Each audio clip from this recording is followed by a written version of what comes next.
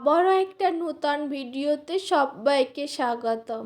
আজকে আমি বানাবো অনুষ্ঠান বাড়ির মতো আমের চাটনি।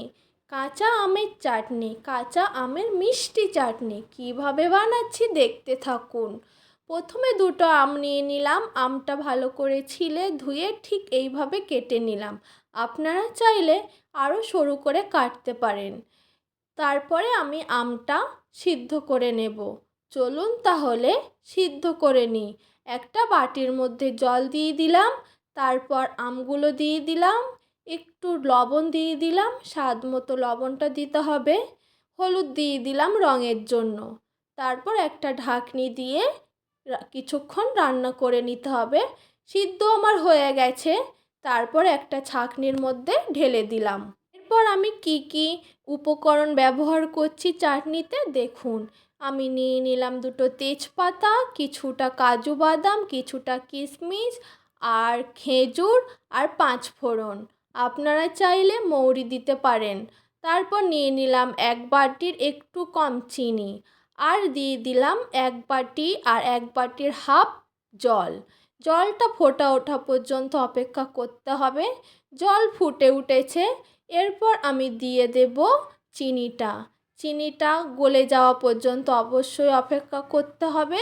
এরপর এভাবে একটু নেড়ে দিতে হবে। তারপর দিয়ে দেব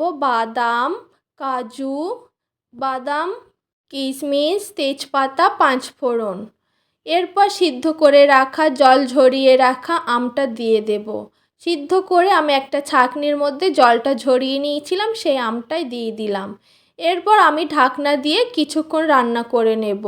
আম যদি বেশি মিষ্টি হয় অবশ্যই মিষ্টি একটু কম দেবেন, আর আম যদি বেশি টক হয় আরও একটু তাহলে চিনিটার পরিমাণ বাড়িয়ে দেবেন।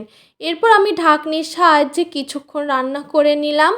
বেশি জাল দেওয়ার দরকার নেই আর বেশি আঠা আঠা করার দরকার নেই, তাহলে একটা চিনির যে চিটচিটে ভাব চলে আসবে। ঠিক এই অবস্থায় নামিয়ে নিতে হবে। ভিডিওটা ভালো লাগলে অবশ্যই বন্ধুদের শেয়ার করবেন, আর এই ভিডিওটা দেখে একবার অবশ্যই আমের চাটনি বানাবেন।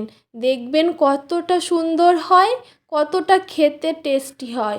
একদমই অনুষ্ঠান বাড়ির মতনই হবে, আর একদমই অনুষ্ঠান বাড়ির থেকে কম স্বাদ আসবে না, বরং অনেক বেশি টেস্টি হবে।